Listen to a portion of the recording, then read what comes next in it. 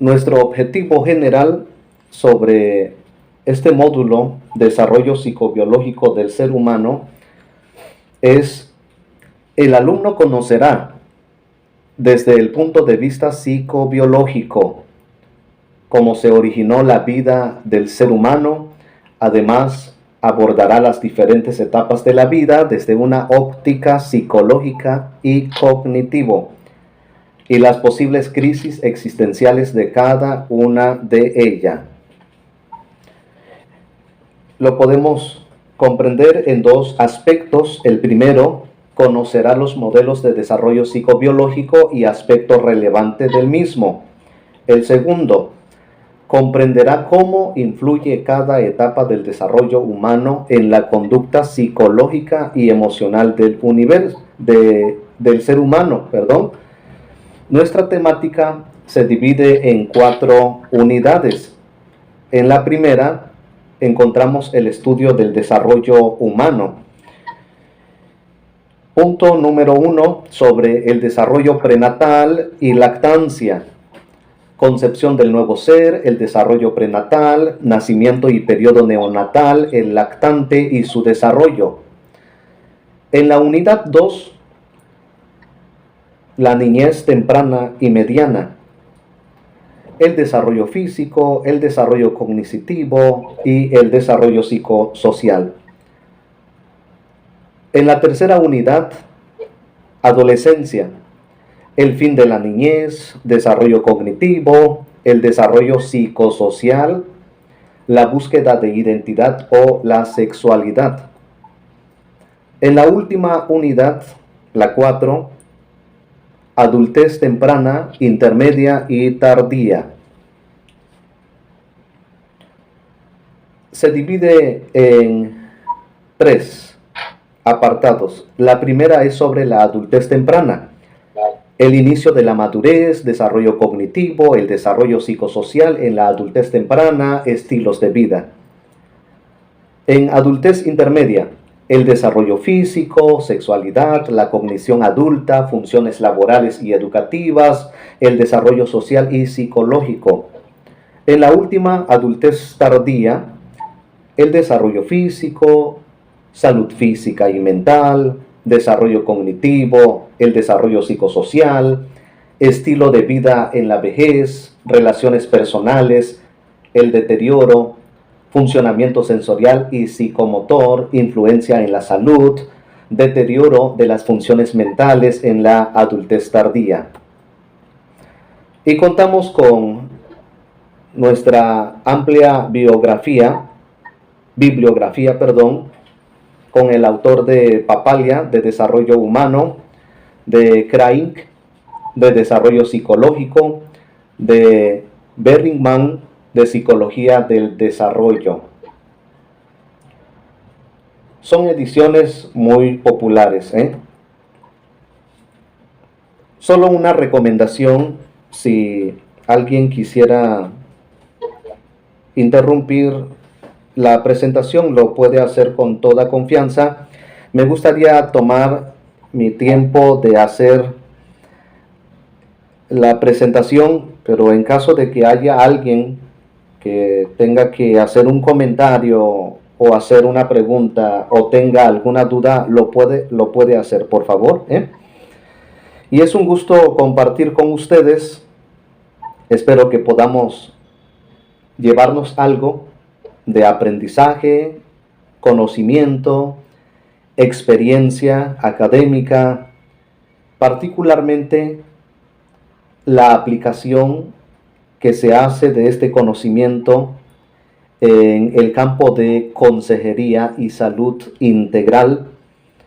Más adelante conocerán aspectos, características, relevancias acerca del enfoque de este diplomado y podrán adquirir conocimientos, actitudes, valores, habilidades. ¿Cuáles son esas particularidades con respecto al código de ética profesional del tanatólogo? Y así poco a poco irán conociendo y desenvolviéndose poco a poco para que reciban el amplio conocimiento tal como está estipulado en el programa de tanatología. Perdón, en el programa de consejería, bueno, como que tengo ese detallito, ¿no? Porque últimamente he estado compartiendo igual con los alumnos de tanatología, así que me disculpen si uso otro término en lugar de consejería y salud integral, por favor. Bueno, debo mentalizarme que estamos en consejería y salud integral. Les felicito por haber tomado esta decisión de educarse, de formarse, de adquirir más conocimiento y experiencia para que su práctica profesional sea relevante en su contexto de acuerdo a las necesidades. Es importante en el estudio del desarrollo prenatal y lactancia conocer detalladamente la formación de una nueva vida. ¿En qué consiste su desarrollo físico, cognitivo y psicosocial en los primeros 3 años?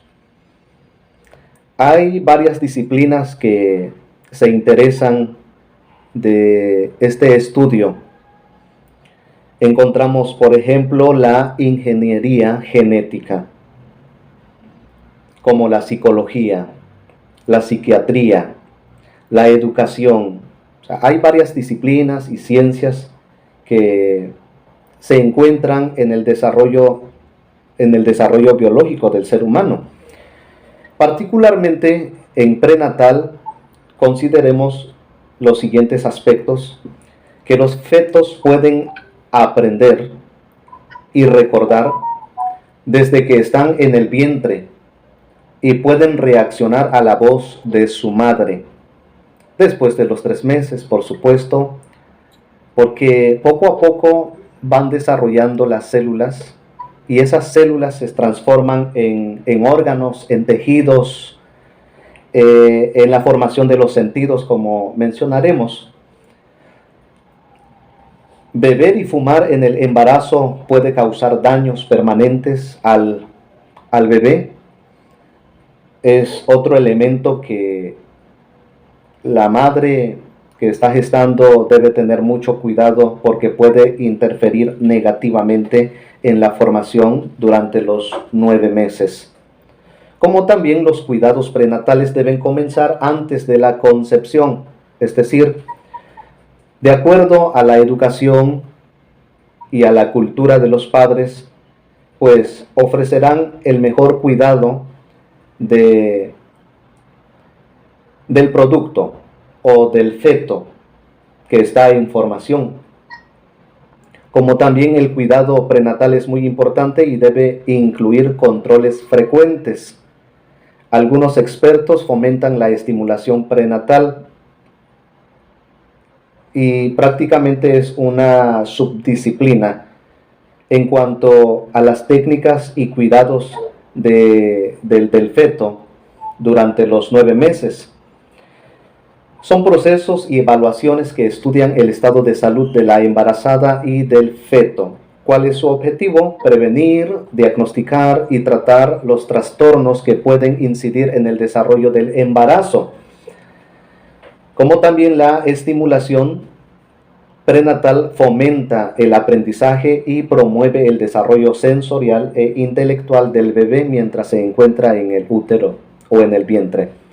Favorece su desarrollo de su actividad cerebral y receptores sensoriales cuando empiezan a funcionar sus sentidos para poder comunicarse con su madre.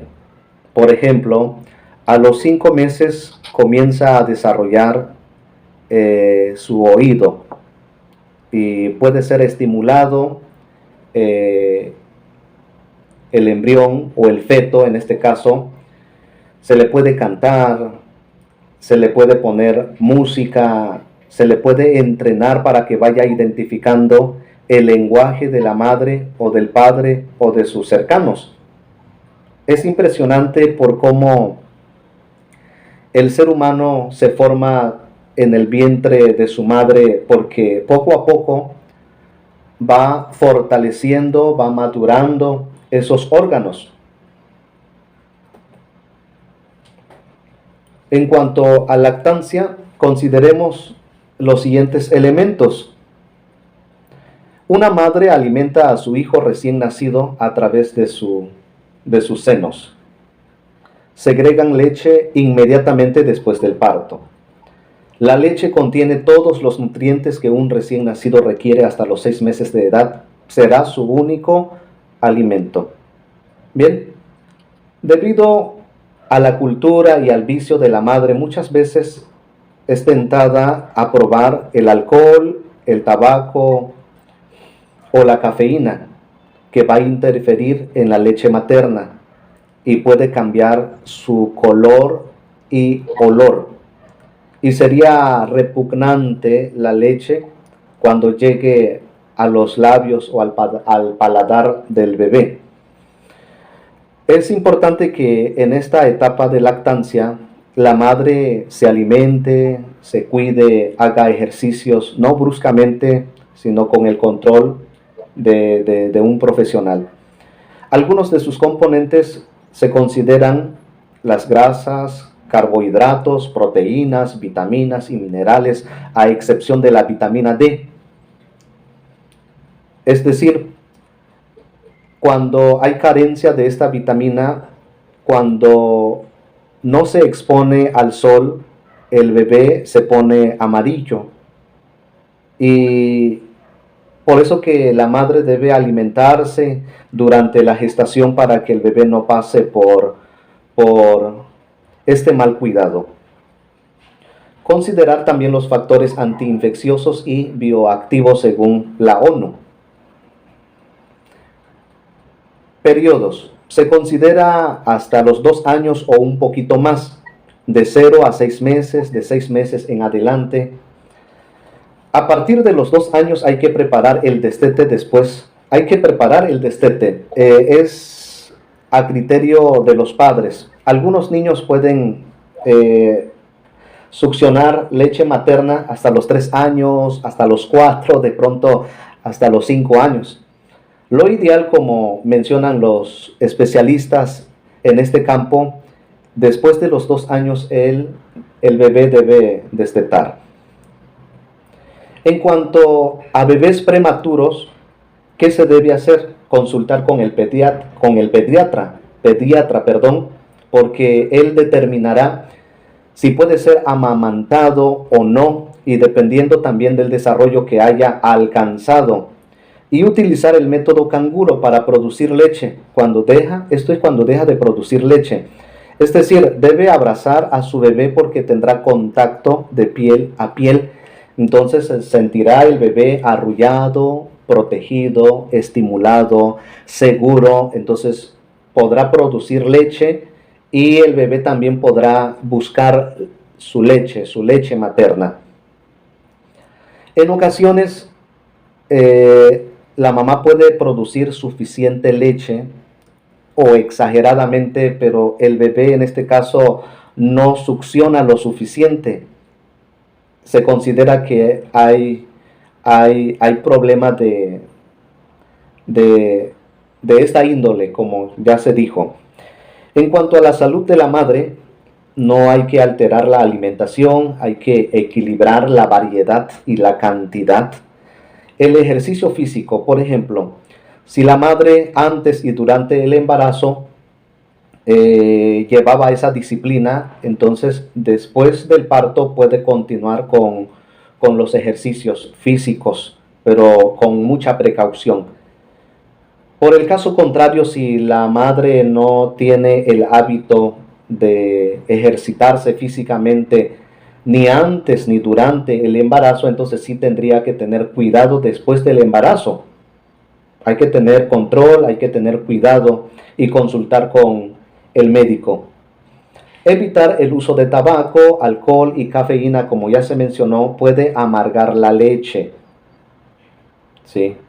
Y si es el consumo de cafeína, puede producir irritabilidad en el bebé y puede tener trastorno de sueño. Por eso que hay que tener cuidado.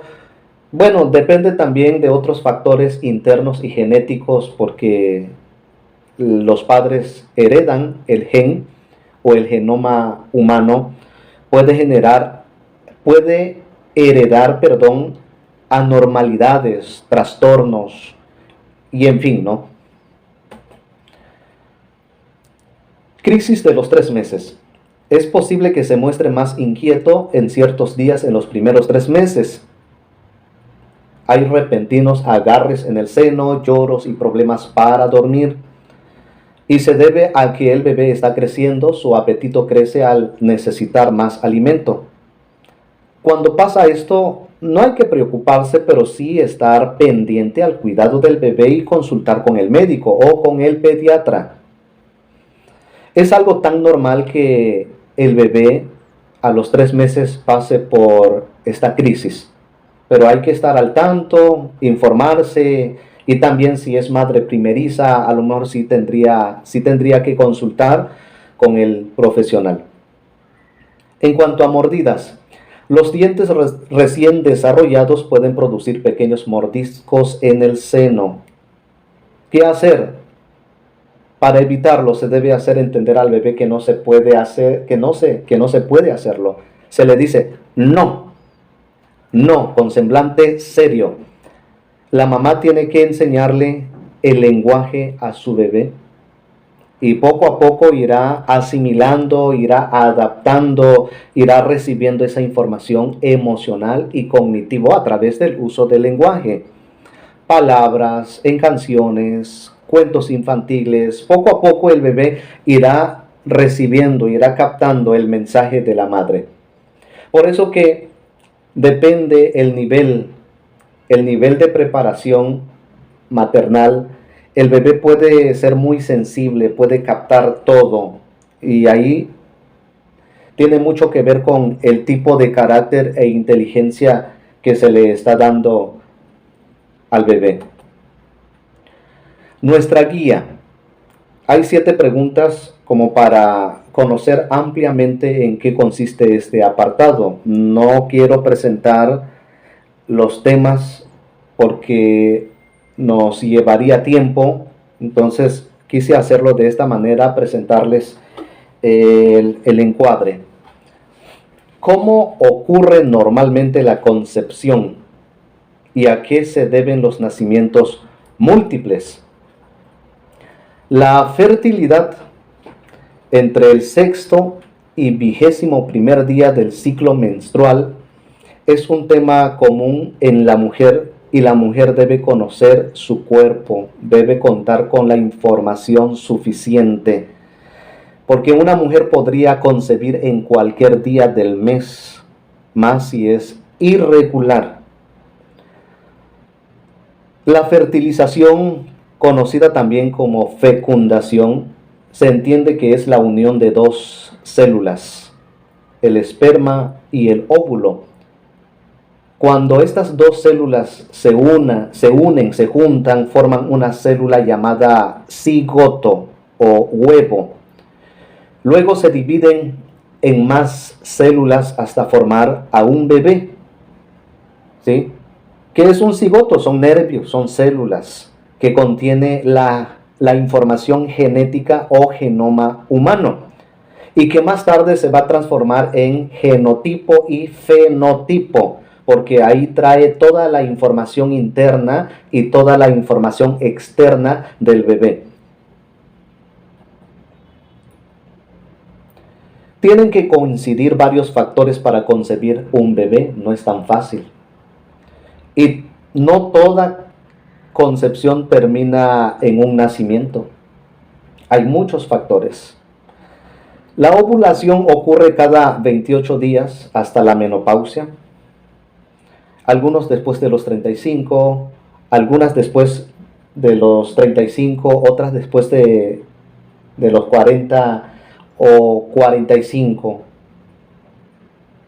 El óvulo es arrastrado por vellos diminutos a lo largo de una de las trompas de falopio hasta el útero en el vientre cada 28 días.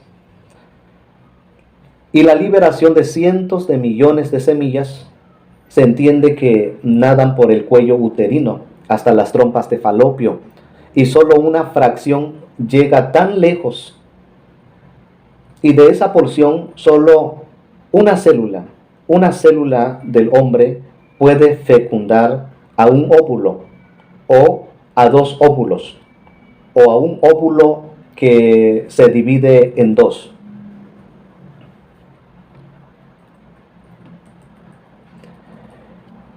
En esto consiste los nacimientos múltiples, que ocurren de dos maneras, que hay liberación de dos óvulos en breve tiempo, son fecundados, y se dice que hay gemelos disigóticos, o sea, hermanos.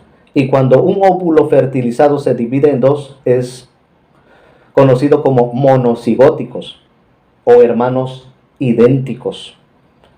Y si es trillizo, cuatrillizo, pues depende de estas dos variables, no hay más. Aún así, la ciencia genética sigue investigando a ver qué nos reportan más adelante. ¿Cómo opera la herencia para determinar el sexo y cómo transmite los rasgos normales y anormales? Tiene que ver con la ciencia de la genética, que es el estudio de las herencias, pero que podemos comprender este tema de la siguiente manera, que existen factores innatos, heredados de los padres, que influyen en el desarrollo, y se puede entender de dos maneras. Heredamos la parte fenotípica y genotípica, que más adelante vamos a explicar. Cuando se unen las dos células, dotan al bebé en una composición genética compleja, pero completa, que influye en numerosos rasgos de características, desde el color de los ojos y el cabello hasta la salud, el intelecto y la personalidad. Genotipo tiene que ver con los rasgos internos, como el temperamento, la voluntad, los deseos más profundos. El carácter, solo que el carácter se relaciona ya con la parte fenotípica. El fenotipo tiene que ver con los rasgos externos, como ya se mencionó, el color de piel, la altura, el tipo de cabello, y en fin. Por eso que, según la antropología, clasifica el estudio de las razas de piel blanca, de piel negra y la combinación de todos esos colores. La base de la herencia es el ADN. El ADN se asemeja a una larga escalera de caracol que están formados por pares de unidades químicas llamadas bases. Estas bases son las letras, por decirlo así, del código genético que lee la maquinaria celular.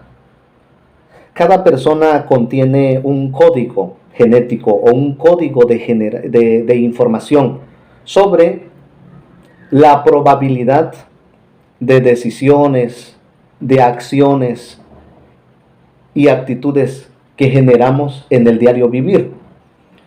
Como también, si hablamos de la herencia genética, necesariamente hacemos alusión acerca de los cromosomas, que constan de 23 pares del padre y 23 de la madre.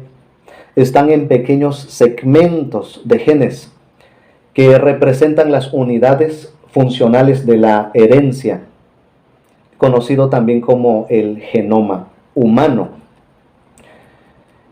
Es el espermatozoide del hombre quien determina genéticamente el sexo de un hijo, no la mujer. Los cromosomas sexuales son cromosomas X o cromosomas Y. El óvulo, en este caso, tiene el cromosoma ¿qué? X. Y el espermatozoide tiene el cromosoma X o Y. El hombre es el que contiene el gen del sexo masculino, llamado gen SRY. En algunas culturas o pueblos ha habido prejuicios cuando la mujer solo da hijas y no varones o viceversa, entonces el marido se ve obligado a buscar otra mujer cuando el hombre quiere un varón, en este caso. Este dilema ha terminado en divorcio y hay muchos hombres que desconocen esta información y pues creen que es la mujer que aporta el gen masculino o el gen femenino, pero no es así. Ya esto está comprobado y así es, ¿no? Que es el hombre el que determina el sexo y no la mujer. Sin embargo, en la composición o en la configuración de las dos células, hay una combinación de genotipo y fenotipo. A veces domina el gen de la mujer o el gen del padre en este caso. Depende quién tiene la sangre más fuerte, por decirlo así, dominará en el hijo. O va a heredar su temperamento, el temperamento de la mamá o del padre. Así es esto, ¿no? ¿Qué funciones cumplen la herencia y el ambiente en la salud física, la inteligencia y la personalidad? En pocas palabras se puede decir de esta manera. La herencia de los padres determina la salud de los hijos. Como se ha dicho, la alimentación o el cuidado equilibrado debe ser antes de la concepción y no durante la concepción. Por esa razón, la ciencia médica ha implementado el uso de pastillas como el ácido fólico como para fortalecer el organismo de la madre y del embrión, del cigoto, del embrión y del feto en formación, para que tenga los nutrientes y vitaminas suficientes, pero de todas maneras a veces siempre carece de la vitamina D, pero ya eso se puede arreglar consultando con un médico cómo se puede suplir en lugar de la vitamina D, ¿no? Exponiendo al niño al sol o que se tome el suplemento. De esa manera se puede ayudar al bebé. Bueno, ¿qué queremos decir con esto? Que la herencia de los padres determina también la inteligencia, pero vean ustedes que la inteligencia del hijo no la hereda del padre, sino de la madre. Fíjense bien, o sea, qué interesante esto, ¿no? Así que ustedes pónganse a sacar su cuenta el tipo de inteligencia que ustedes tienen, si saquen sus conclusiones, ¿no? Con eso les quiero decir, ¿no? Y la personalidad, pues se puede decir que es el producto de la herencia y del ambiente. La personalidad es el conjunto de las actitudes, decisiones, carácter y temperamento. O sea, la personalidad puede variar, puede cambiar. Depende también mucho del estado de ánimo y del entorno donde el sujeto se desenvuelve. Por ejemplo, en Tabasco, quiero dar este ejemplo, es muy caluroso en este lugar y es sabido que los tabasqueños son muy propensos a salir de control, ¿no? Porque el calor pues hace que uno se desespere, uno se estrese, uno está bajo presión y cualquier situación puede salir de control. O sea, depende mucho del entorno. Por ejemplo, en el centro del país, pues el temperamento puede variar un poco por el ambiente, no necesariamente. Se supone que la herencia en cuanto al temperamento es algo determinante, pero sí se puede modular de acuerdo al entorno. ¿Sí? ¿Cuáles son las 3 etapas del desarrollo prenatal y qué pasa en cada una? Bien, es el cigoto, el embrión y el feto.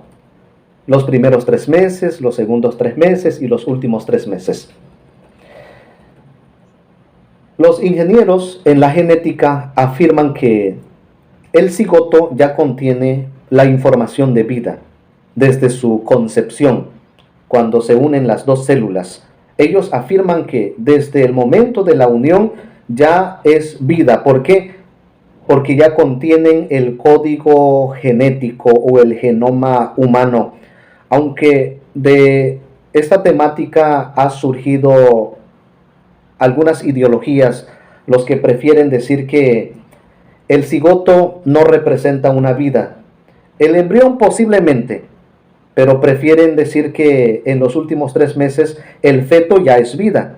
Bueno, esa es una forma de defender una ideología, pero están los que son más extremistas, que mientras está en gestación de los primeros meses, del primero al 9º mes, hay quienes sustentan que el feto no representa ninguna vida hasta después de su alumbramiento. O sea, son ideologías, pero en cuanto al conocimiento de la ciencia genética, afirma que una vez que se encuentran estas dos células, empieza la configuración genética y que representa la vida en sí misma. ¿Qué influencias ambientales afectan el desarrollo prenatal? El uso de químicos, el tipo de alimentación, el consumo de alcohol, cafeína y tabaco, y entre otras cosas. El manejo emocional, por ejemplo, porque depende en qué ambiente familiar se encuentran los padres, si hay conflictos, agresiones o violencias, se va configurando las emociones y que en su momento irá afectando al bebé en gestación. Y por eso que se puede dañar a un producto o a un bebé desde el vientre de la madre, por si la madre es violenta o es agresiva, no tiene control de sí misma, ella misma daña su salud y daña al bebé que lleva en su vientre. Por eso que hay que tener mucho cuidado, educar a las mamás primerizas para que su bebé pueda criarse en un ambiente sano, estable, donde no tenga ningún conflicto. Pues que se haga un esfuerzo, ¿no? Para que el producto, para que el bebé pueda nacer sano, completo.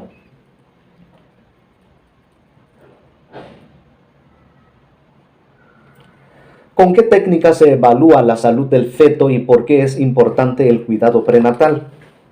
Bien, se puede mencionar algunas técnicas como el cuidar los pies, dormir bien a tiempo, cuidar la piel, el cuidado de la masa corporal, la alimentación y nutrición bien balanceada, y hay que consultar con el médico. Todo esto es importante en la etapa prenatal.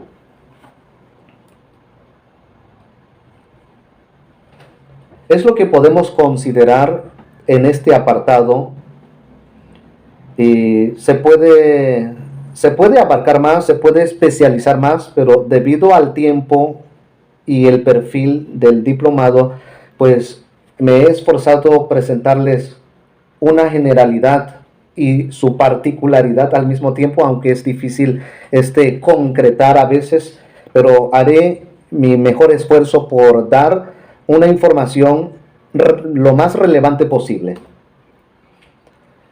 En cuanto a la segunda unidad, niñez temprana y mediana, consideremos estos elementos.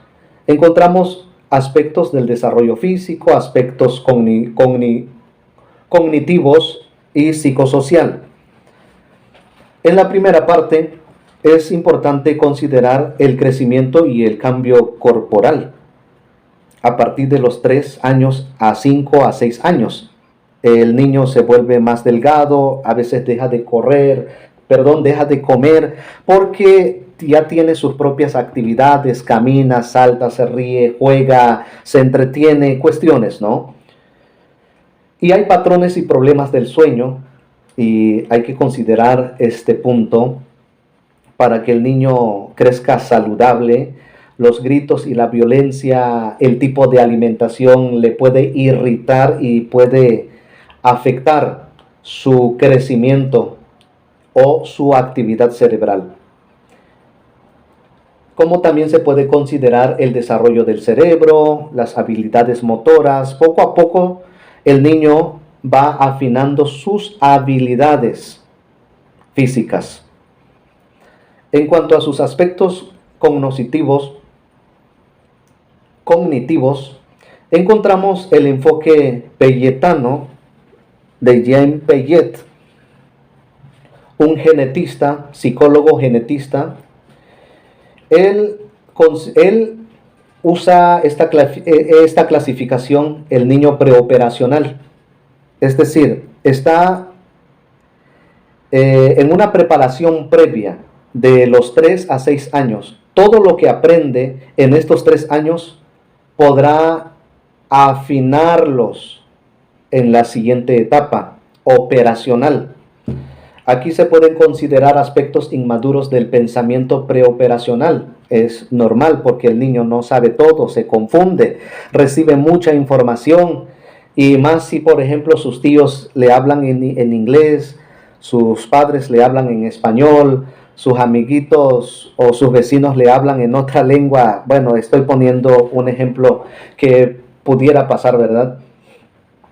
En cuanto a los aspectos psicosociales, el niño de los 3 a 6 años aprende a desenvolverse de acuerdo a la confianza que sus padres le otorguen en su momento, porque adquirirá patrones de comportamiento que le servirán como para relacionarse con sus amiguitos, con los adultos. Y bueno, también depende mucho de la pasividad, del temperamento y el tipo de ambiente, porque en algunos ambientes familiares los padres no son muy comunicativos, casi no muestran el apego, el vínculo, los abrazos, las risas y en fin, ¿no? Por eso que es importante que los padres conozcan estos elementos si quieren que su bebé o su niño, en este caso su niño de 3 años en adelante, si quieren que pueda desenvolverse, pueda salir adelante, que no tenga miedo, que sea inteligente, entonces es necesario cultivar las emociones. Por ahí debemos empezar. Algunas generalidades con respecto a esta etapa de la niñez o infancia temprana y mediana. El sonambulismo es frecuente. Puede hablar dormido. Y esto es común en esta etapa. En Estados Unidos la causa principal de muerte son los accidentes y que la mayor parte de ellos ocurre en el hogar. Los niños pobres y grupos minoritarios son más propensos que otros a tener problemas de salud y a carecer de seguro médico y de acceso a la atención. Depende del contexto cultural en este caso.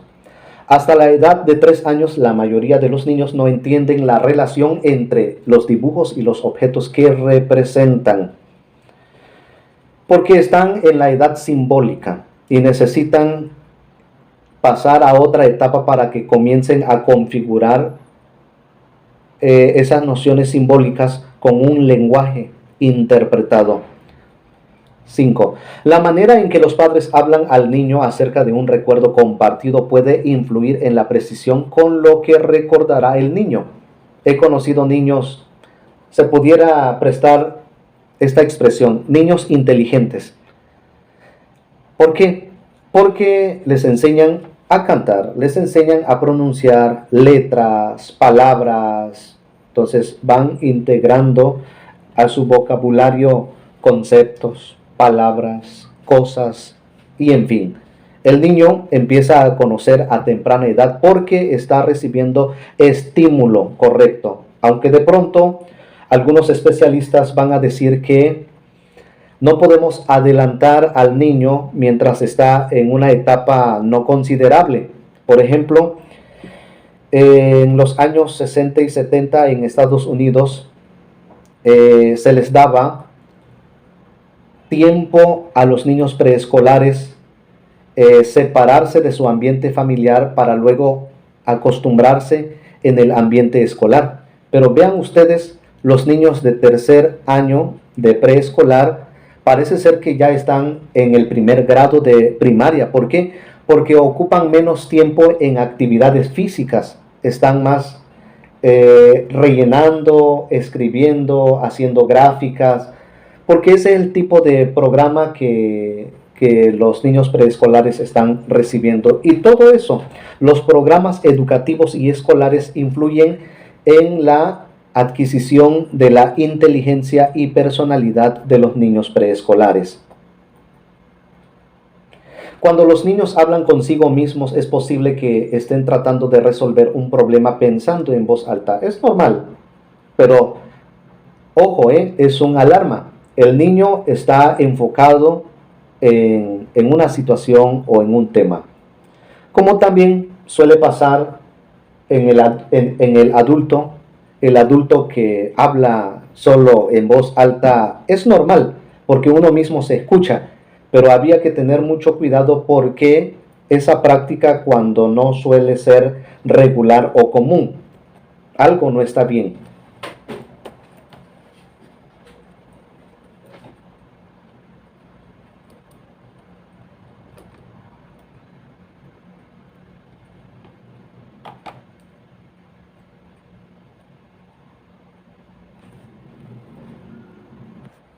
Sí, el sonambulismo en los niños es frecuente. Eh, Suele aparecer hasta antes de los 12.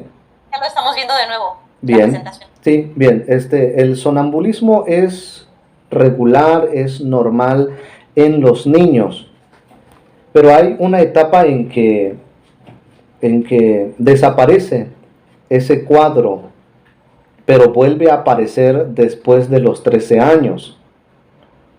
Y en este caso había que consultar con el psiquiatra y con el psicólogo para hacer una revisión de su antecedente de la relación de padres e hijos. Y de pronto desaparece, ¿no? De pronto desaparece. O sea, no hay una explicación como tal, pero sí puede ser tomado como un síndrome cuando es recurrente porque se convierte en un problema para la familia. Porque implican riesgos. Más si se levantan a medianoche, caminan con los ojos cerrados o con los ojos abiertos, entonces se pueden accidentar, se pueden lastimar. Por eso que es importante tomar medidas preventivas cuando se da este caso, medidas preventivas. Escuché una solución casera que el niño frecuentaba a medianoche caminar y hablar, entonces le pusieron en una palangana agua, entonces cuando bajaba los pies entonces se mojaba y despertaba. Soluciones caseras.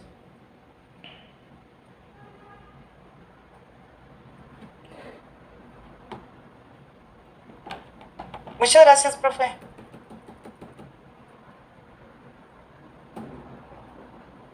Bien. Estoy viendo las preguntas. Adelante. Otra duda, y el tema de las pesadillas, pues, más bien en personas ya mayores.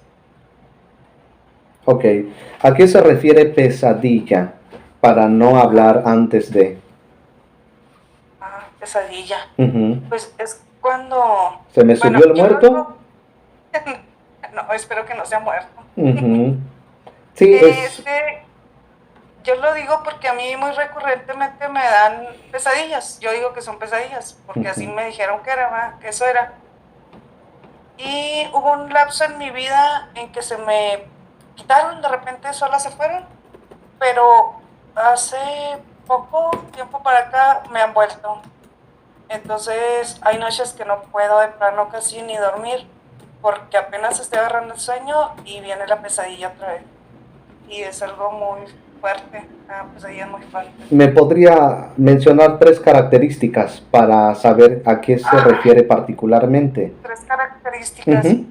Pues, por ejemplo, empiezo a soñar algo o una situación desesperante donde yo quiero despertar porque una parte de mí está consciente que es un sueño lo que estoy teniendo, pero no me puedo mover, no puedo hablar, no puedo gritar, pero una parte de mí está consciente y quiere hablarle a mi compañero, por ejemplo. Entonces yo aprendí a hacer un sonido porque no puedo hacer otra cosa más que un sonido. Y cuando yo hago ese sonido, mi esposo ya sabe que estoy teniendo esa pesadilla y me mueve, pero a veces que me mueve, me habla y yo aparentemente despierto, pero en cuanto vuelvo otra vez al sueño, vuelvo otra vez a empezar donde mismo y es algo muy feo. Ujú. Muy bien. Sí, creo entender esa experiencia. Algunos la denominan como se me subió el muerto. Bien. Desde la perspectiva psicológica se entiende como un tipo de trastorno de ideas o de pensamientos, porque hay un tipo de daño cerebral donde se configuran las imágenes. Y eso es, desde la psicología y psiquiatría había que ir con el psiquiatra para que determine el tratamiento, o con el psicólogo en este caso como para que pueda aplicar un tipo de terapia desde el psicoanálisis. Si tocamos el tema del inconsciente y subconsciente, se entiende que hay un tipo de angustia y que esa angustia reluce y que se relaciona con el placer, displacer y prohibición, un trauma en el pasado. Entonces, el psicólogo, desde la perspectiva de la terapia psicoanalítica, le puede ayudar a elaborar ese discurso. Otra. Muchas gracias. Sí, otra. He explorado algunas perspectivas, pero también tengo otra. Debido a mi formación en teología, igual ciertas capacidades que tengo en lo espiritual, me he dado cuenta que hay un tipo de sombras o espíritus que atormentan a las almas. Este tema ya se tocaba antes de la Edad Media o en la Edad Media. Son los 2 demonios muy conocidos como el sucumbus y el incubus, quienes torturan a las almas cuando están dormidas, aprovechan a sembrar en su mente y en su corazón algunas ideas tentadoras. Sobre todo se toca el tema de la sexualidad cuando sale de control.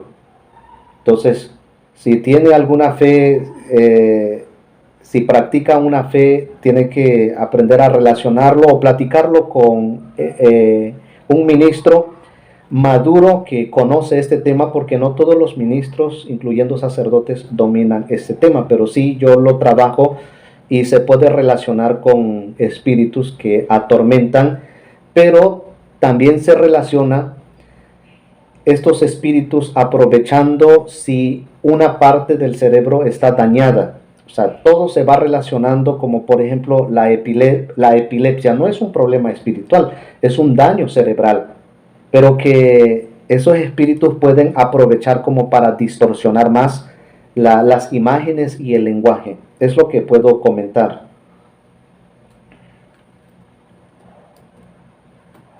Ok, muchas gracias. Y sí le creo muy bien eso, porque ya van 2 veces que veo sombras. Cuando abro los ojos, van 2 veces. Ok, eso es, probablemente. Bien, me gustaría tomar tiempo para responder estas cuestiones en la última parte, nuestra guía. ¿Cómo cambian el cuerpo y el cerebro de los niños entre los 3 y los 6 años de edad? ¿Qué problemas de sueño y logros motrices son comunes? En nuestra descripción general podríamos considerar que los niños adelgazan y crecen mucho. Duermen menos que antes y con la probabilidad de que desarrollen problemas de sueño.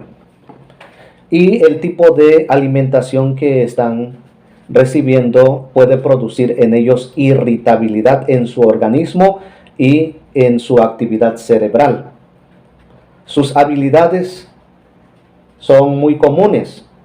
Corren, saltan en un pie, brincan, lanzan pelotas. Y así poco a poco van mejorando sus habilidades físicas o psicomotoras. Hasta pueden atarse las agujetas, dibujar con crayolas y servirse el cereal. Empiezan a mostrar preferencia por usar la mano derecha, la mano izquierda, porque están explorando su organismo, sus extremidades, están conociendo su cuerpo, que poco a poco en esa exploración y observación van adquiriendo conocimiento personal autobiográfico. Crecen con rapidez, pierden redondez, adquieren la apariencia delgada y atlética, y de pronto algunos padres se preocupan que no está comiendo, está desnutrido, que no lo atienden, pero es parte de su proceso. Es el organismo que se va adaptando. Bueno, en parte es el entorno, que el niño está entretenido en su juego, porque camina, corre, salta, juega y todo lo demás. Como también se desarrollan los músculos abdominales, como que su barriga se endurece, ¿no? ¿Cuáles son los principales riesgos para la salud y la seguridad de los niños pequeños? Cambian los patrones del sueño durante los años del crecimiento, como también tienen sus propios ritmos definidos. Este caso es muy particular en los niños. Unos duermen un poquito más y otros menos. Si hay irritabilidad, mala atención por el tipo de ambiente, si hay humedad y cuestiones así, entonces va a influir en su desarrollo físico, psicomotora. Por ejemplo, en Estados Unidos a los 5 años duermen un promedio de 11 horas de noche y dejan de hacer las siestas durante el día, según cita este autor Oban en 2004. En algunas otras culturas puede variar el tiempo del sueño. Los niños pequeños no tienen una hora regular de ir a cama y se les permite permanecer de pie hasta que tengan sueño. ¿Dónde? En Kenia, en Indonesia y en Nuevo México. ¿Cómo es en su estado, en su comunidad? ¿Cómo es en nuestro México? Pues depende de la cultura y los hábitos de los padres. Los padres que se duermen temprano porque tienen que salir a trabajar al día siguiente, y los niños se ven obligados a descansar temprano. Pero si son padres que duermen más tarde, después de las 12, después de las 2 de la tarde, porque su trabajo es en la tarde, entonces a veces los niños también son influenciados y no duermen temprano, sino hasta más tarde. ¿Cuáles son las ideas de cómo fomentar buenos hábitos de sueño en esta etapa? Que hay que establecer una rutina regular, sin prisas para ir a la cama, que realice actividades tranquilas como leer un cuento, cantar canciones de cuna o tener una conversación tranquila durante aproximadamente 20 minutos antes de ir a dormir.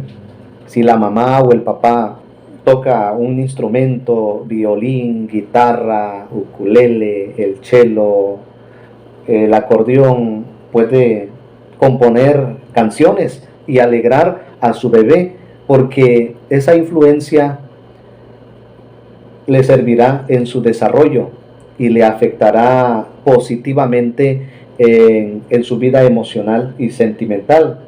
Es muy probable que el niño cuando sea grande pues sepa manejar sus emociones, sepa canalizarlas, controlarlas sobre todo.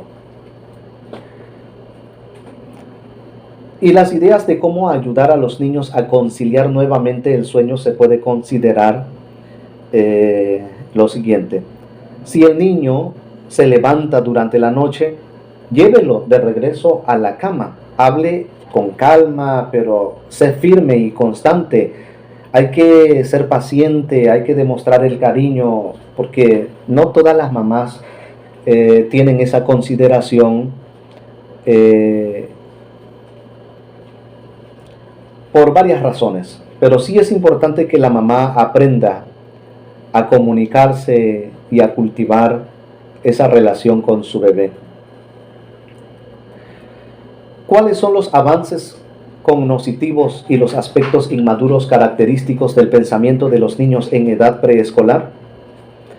Podemos considerar 7 características. La primera es la centralización. Los niños se enfocan en un solo aspecto de la situación e ignoran los otros. Es tan normal en esta etapa que el niño se enfoque en una sola cosa. La irreversibilidad,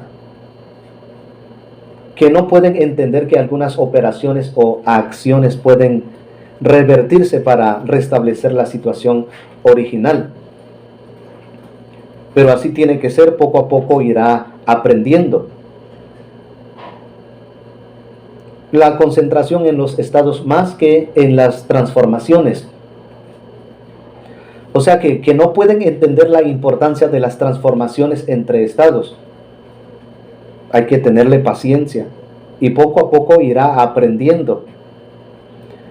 Razonamiento transductivo, es decir, que no usan el razonamiento deductivo o inductivo porque no está en la etapa de sacar conclusiones. Al menos su pensamiento es de tipo simbólico y que no tiene todavía la capacidad de deducir o inducir esto por tales razones, por ejemplo. O sea que saltan de un detalle a otro y ven casualidad donde no existe. Bien, así es en esta etapa. Hay egocentrismo. Suponen que las demás personas piensan, perciben y sienten igual que ellos, pero no es así.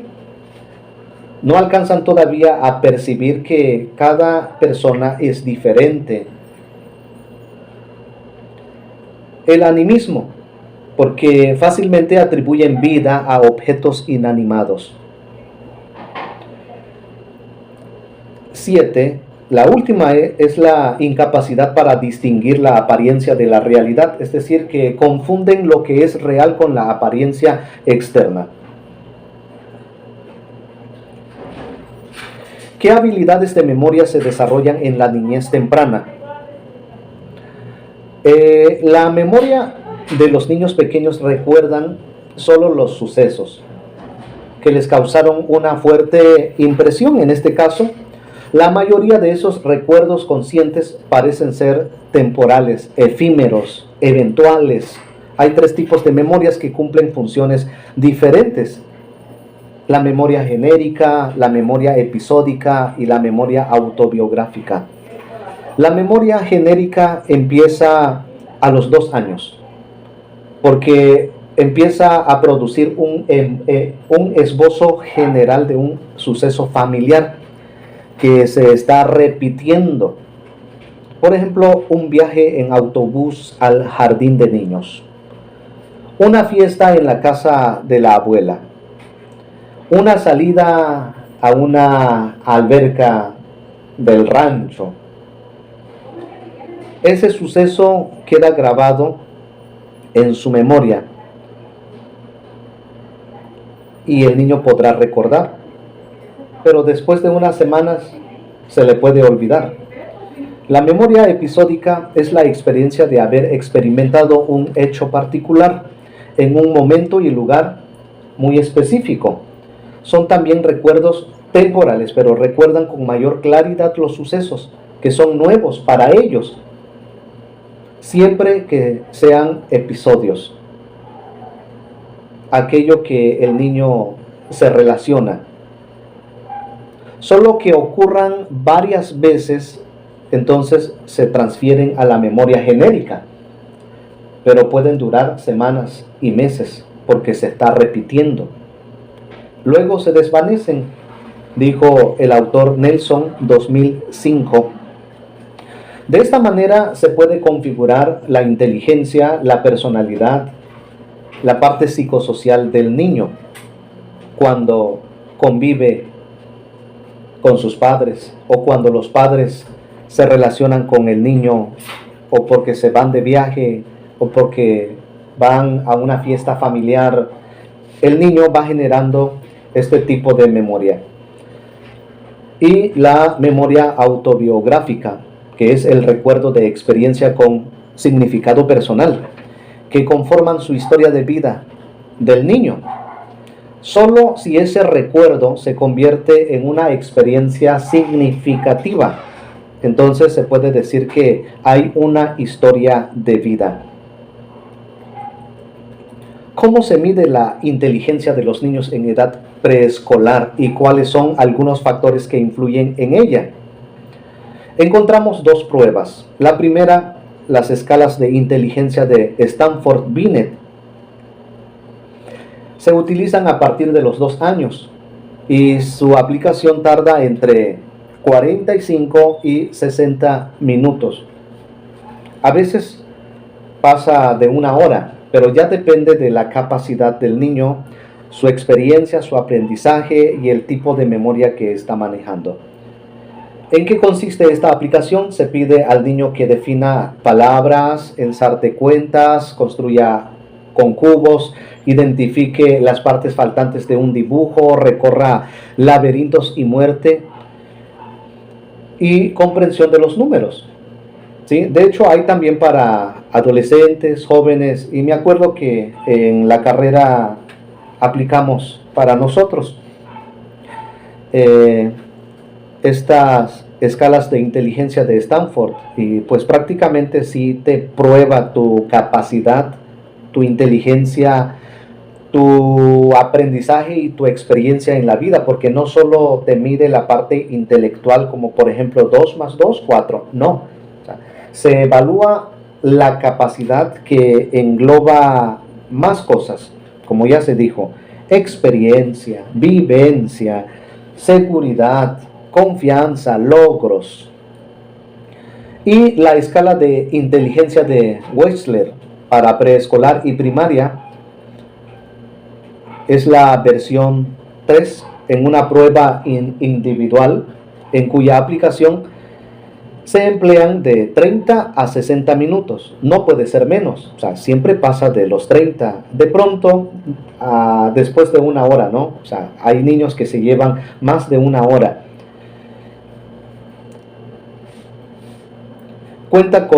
Esta aplicación cuenta con niveles independientes para las edades de 2 años y medio a 4 años y de 4 a 7 años, y arroja calificaciones separadas, verbal y de desempeño, así como de una puntuación combinada. Esto es para diagnosticar o evaluar la capacidad lingüística y su desempeño. ¿Cómo mejora el lenguaje durante la niñez temprana y qué sucede cuando su desarrollo se retrasa? Con el uso del lenguaje les ayuda a expresar su perspectiva única del mundo. Por eso que hay que estimular al niño para que sepa interpretar o conocer su mundo, aunque a esta edad sí les cuesta interpretar, pero están conociendo, tienen una perspectiva única del mundo todavía. Los preescolares están llenos de preguntas. ¿Cuántos sueños hay hasta mañana? ¿Quién llenó el río de agua, los bebés tienen músculos, los olores vienen de adentro, de mi nariz. Y es posible que señale con orgullo sus juguetes y dice, ¿ves cómo lo organicé todo? ¿Por qué?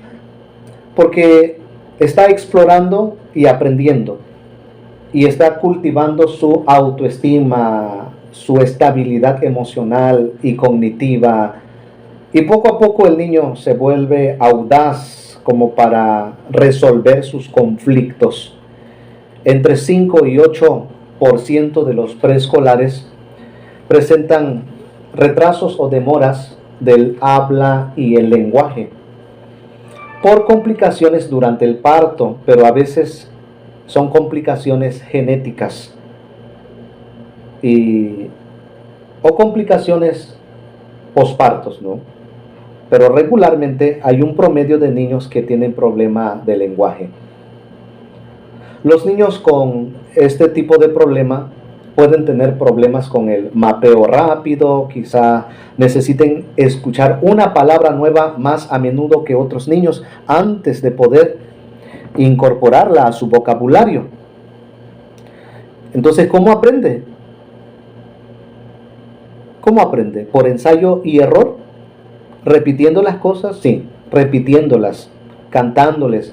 Por esa razón se les sugiere a los padres, en caso de que los preescolares no avanzan en su aprendizaje, pues le tienen que cantar, y si tocan algún instrumento pueden cantarle. De hecho, cuando atendí la etapa de lactancia y maternal, yo compuse, un servidor compuso una canción que dice así: vamos a cantar los números en inglés, vamos a cantar los números en inglés, y dice así,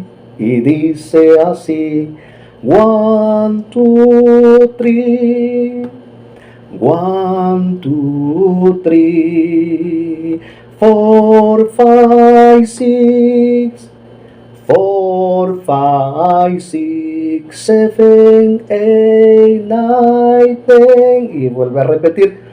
Y los niños cantaban con la guitarra y eran felices y aprendían, ¿no? Aunque no conocían letras, nada por el estilo, porque los niños no leen, ¿sí? Solo conocen figuras. Y describen las figuras con chasquidos, con sonidos, con mímicas, porque esa es la capacidad intelectual que se le provee a los niños a través de la práctica. ¿Qué propósitos cumple la educación en la niñez temprana y cómo viven los pequeños la transición al jardín de niños?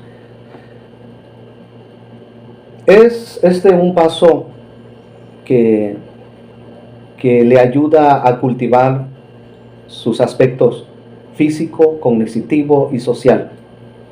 La transición al jardín de niños se puede decir que es el inicio de la escuela real, y tiene que aprender que el niño debe deslindarse de sus padres, porque todos los días se levanta, se prepara, se cepilla, se viste, se calza para ir a su escuelita.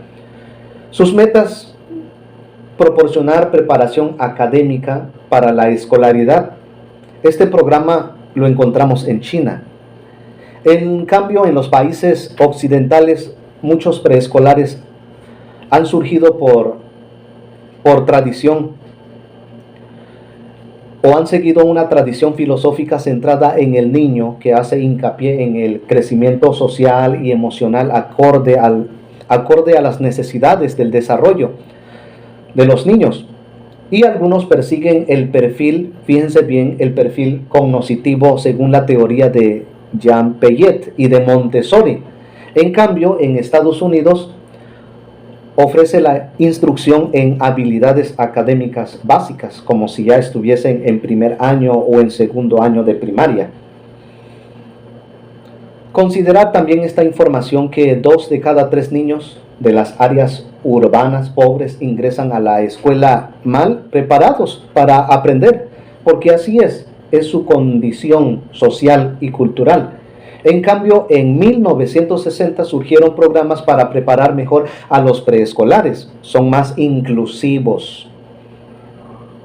Aprenden cantando, aprenden pintando, aprenden jugando y así.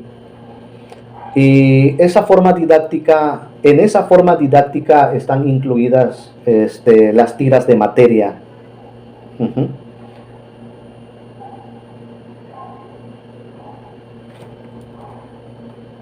De esta manera, a grandes rasgos, presentamos la primera y la segunda unidad. Espero que hayan extraído los aspectos y características más sobresalientes de estas dos temáticas y solicito su intervención si alguien quisiera enriquecer o aportar una opinión. Adelante, con toda confianza. Si tiene alguna pregunta también, alguna duda porque no se entendió una frase o una palabra o un concepto, también podemos abonar y aprovechar estos últimos minutos que nos quedan. Adelante. Profesor, buenas tardes. Yo no pude anotar los tipos de memoria. Mencionó 3, memoria genérica, y las otras yo no alcancé a anotar. Ok. ¿Las podría, por favor?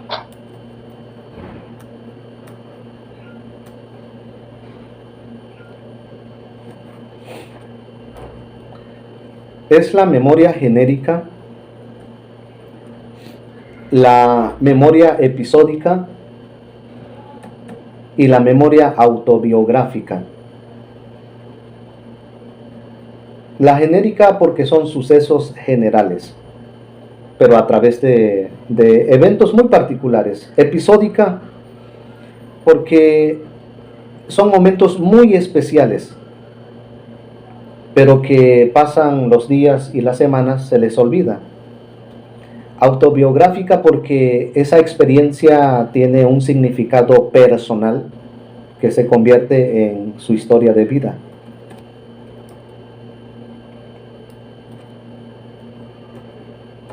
Muy bien, muchas gracias. ¿Sí?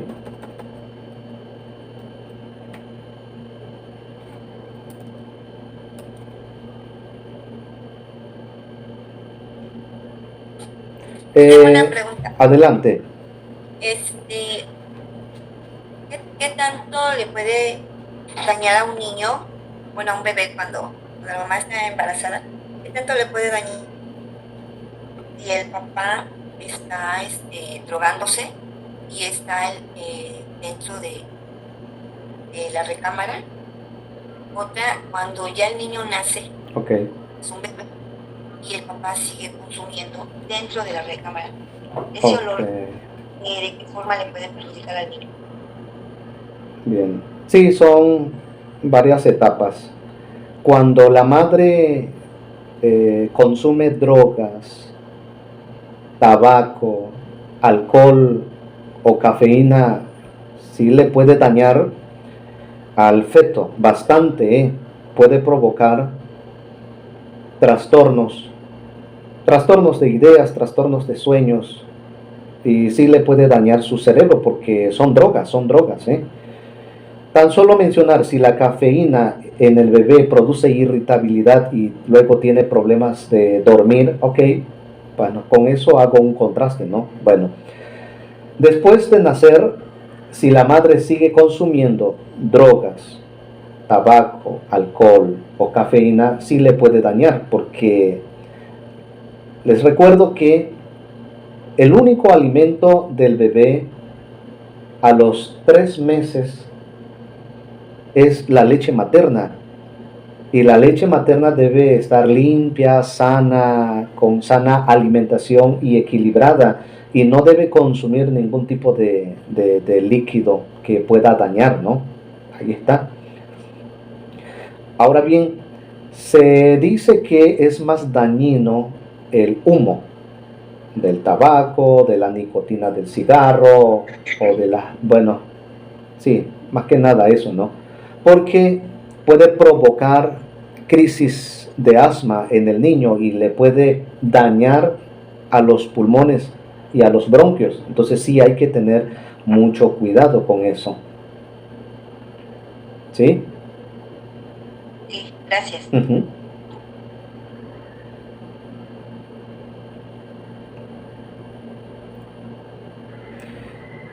Profe, yo tengo una duda, ¿hasta qué edad es normal el sonambulismo? Ya respondimos. En gente adulta, ¿por qué suele darse que siga hablando por las noches? Ok, bueno, es un resurgimiento del problema y que con el paso del tiempo va desapareciendo. Y los científicos o neurocientíficos no se explican a qué se debe eso, tan solo concluyen que conforme pasan los años de los 35 en adelante, se va reduciendo hasta desaparecer. Pero de pronto pueden tener un episodio, ¿no? Y luego vuelven, ¿no? Con, con ese síndrome. Pero si permanece ese síntoma, entonces había que acudir con el psiquiatra o con el neurocientífico, como para establecer qué se necesita hacer en ese caso, qué tratamiento debe llevar.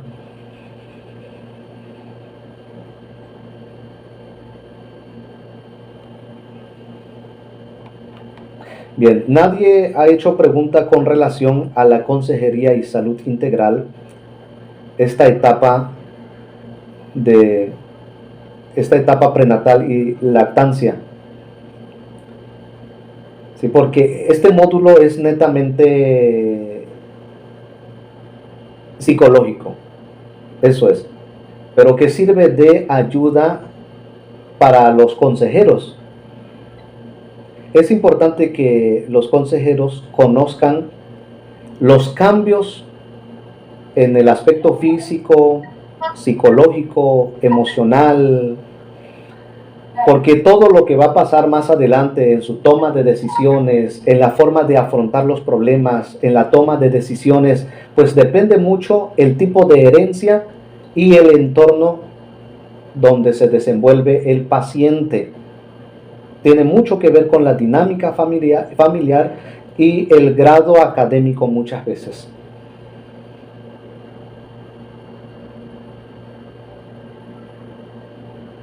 ¿Qué más podemos abonar? Una pregunta. Adelante. Una pregunta. Cuando no se le da pecho al bebé y se pone el bebé en otra habitación, como que pudiera ser el resultado de esto. Porque mencioné a usted mucho el bebé acercado al pecho de la mamá y el bebé hasta los 2 años. Pero ¿qué pasa si el bebé tiene un SBT? Cambian a otra habitación con aparato. Okay. Se está viendo al bebé, pero que no está cerca de la mamá. ¿Y qué puede suceder así? Puedo dar algunas ideas. Por ejemplo,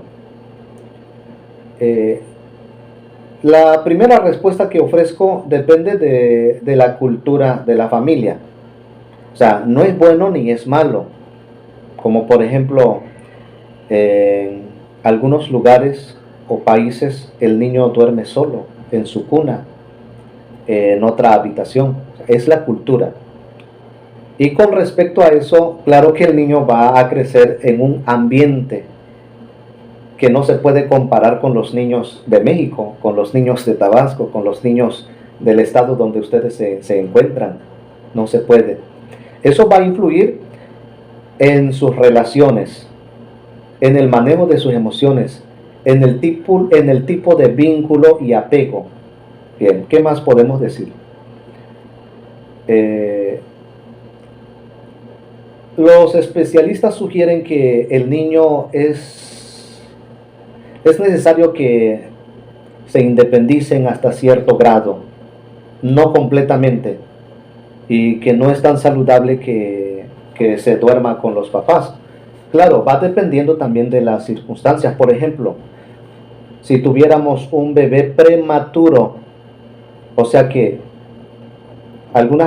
podríamos incluir algunas variables, que la mamá produce suficiente leche y el niño toma su leche, succiona, pero no succiona lo suficiente.